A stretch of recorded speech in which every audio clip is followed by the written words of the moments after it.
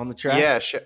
Shelly-Ann back at it again. We didn't see her in one of the Diamond Leagues, Brussels, but we knew her season wasn't over. Comes back in this Continental Tour and lays down a 1081. Looked very comfortable. It's the gap between her and everybody else when Thompson Hurrah and Jackson isn't in the race is just large. It's incredible just how big of a gap it is.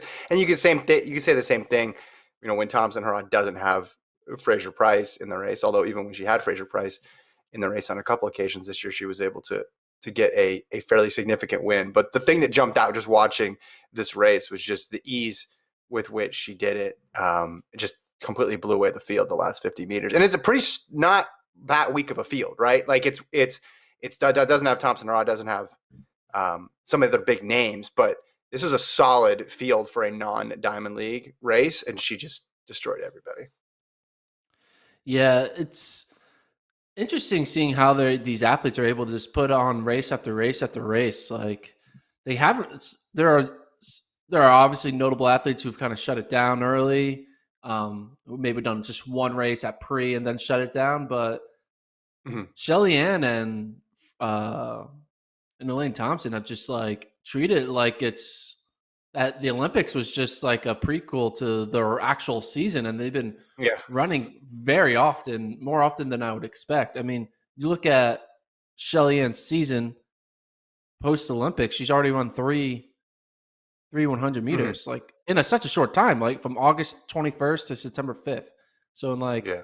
14, 20-day span, 15-day span, she's already run three 100s. Some And people you only look. like they think about Usain Bolt era when he's only running like 100 every 2 months.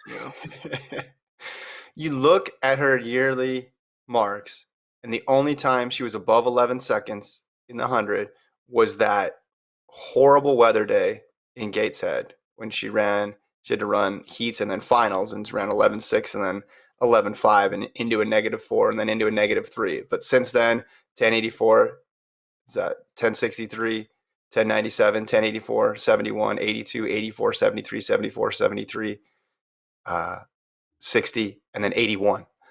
So just ridiculously lights out season. Yeah, you brought up a good point. Like the Olympics were really just part of the story here when you look at what they've done post Olympics. And I know you've been digging up those stats most times under 45 seconds for the men in the 400, but I bet you could compile a pretty narrow list of how many times Fraser-Pryce has gone sub 1085. I guess if you want to put the line right there this year. I I'm gonna mean, do that's sub just sub that's a 1090 remarkable. is a better lot. Do sub Okay, 1090. I wanted to make it more exclusive, but that's okay. You can let more people into your group. That's fine. I'm gonna I'm gonna figure that out right now. While you talk, I'm slowly gonna see how many women have broken 1090 in one season because The Shelly-Ann's done it a maximum. few times. Yeah, and like I said, when you run 1080 after running 1060, the tendency is to be like, oh, okay, that was solid, that was fine, but nothing to write home about. But just as when Thompson Hurrah ran that 10.7 without Fraser-Pryce, because she had run 10.5, we shrug our shoulders. But that level of consistency is just not. It's not the norm, by far not the norm. If you're watching live, you're getting to see that 100 again, where she just runs away from everybody in that last half of the race. But I hope we get to see her again. I have not seen her yet on the Diamond League final start list in Zurich in the 100. There's 7 women listed, not 8. I noticed that, and Thompson Hurrah is in it, but Fraser-Pryce is not. It would be great to see them one more time. I don't know if she said anything post race about her season and whether or not this was it. I hope we get to see it just one more time, because right now there are 7 women in there and Fraser-Pryce is not one of them. Gordon, do you have the answer to the question? Yeah, I'm trying. Yeah, I'm trying to figure it out. Hold on, give me one more second. But yeah, it's while I figure this out.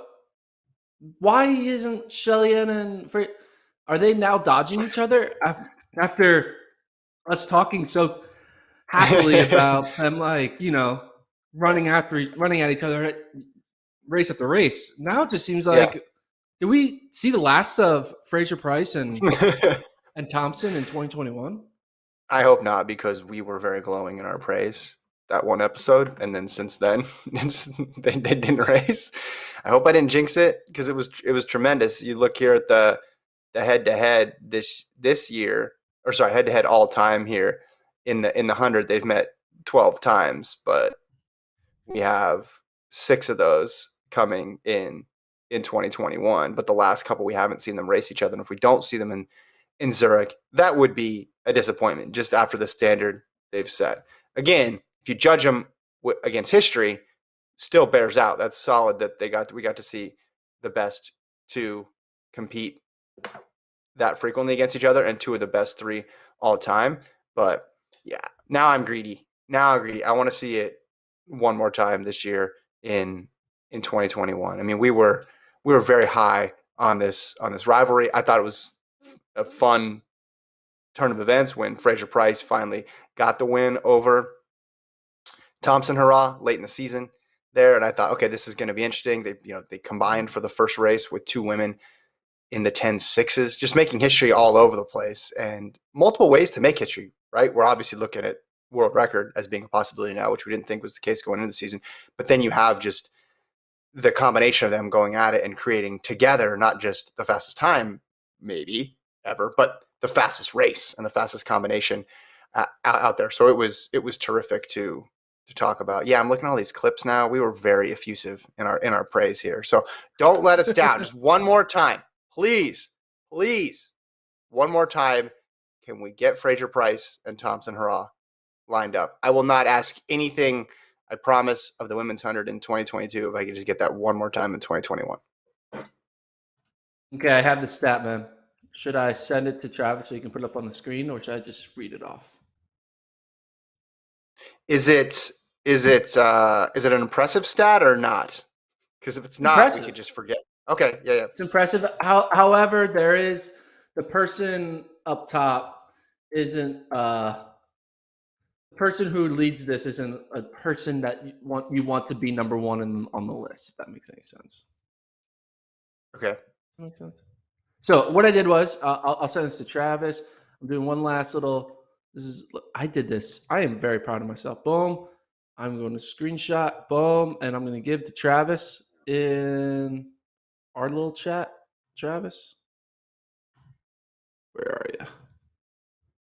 Okay, so I looked at the number of the most win legal sub 1090s run by a woman in one season. Mm-hmm. Carmelita Jeter in 2009 and 2012, Gwen Torrance in 1994, and FloJo in 1988 all did it 6 times in one season. Mm-hmm. Shelly-Ann Fraser-Pryce in 2019 did it 7 times. Elaine Thompson-Herah in 2016 did it 7. Merlene Ottey in 1991 did it 8. Elaine Thompson-Herah this year has done it 10 times. Shelly-Ann Fraser-Pryce this year has done it 11 times. And number 1 overall is Marion Jones in 1998 with 17 times. So number 2 all time with 11. Mm-hmm. It's kind of crazy to see that Shelly-Ann and Elaine Thompson both have done it 10 plus times. Both in the same season. I got some good news while you were talking. Shout out to Marshall. Sent me this link of Fraser-Pryce after this meet in Poland, where she said, quote, "I was glad I was able to get the break." She's talking about where she missed the last Diamond League. "I needed it to regroup and come again. I'm back in the groove now and hoping the next 2 races, Zurich on September 9th and Bellizona on September 14th, will be good." So she said she's running 2 more races per the IAAF report. Now, again, but I'll bring up that women's 100 start list there. She's not on it. And I would figure that would be one of the people meet directors would be trying to figure out, get a yes, yay or nay on. Like, has she responded to the Evite yet or no? Is it a yes, no, maybe? Is she in that 3rd column there and she needs to be bumped into the yes? Please do that if that's the case. Please confirm that you're going to be there so we can get that updated start list here.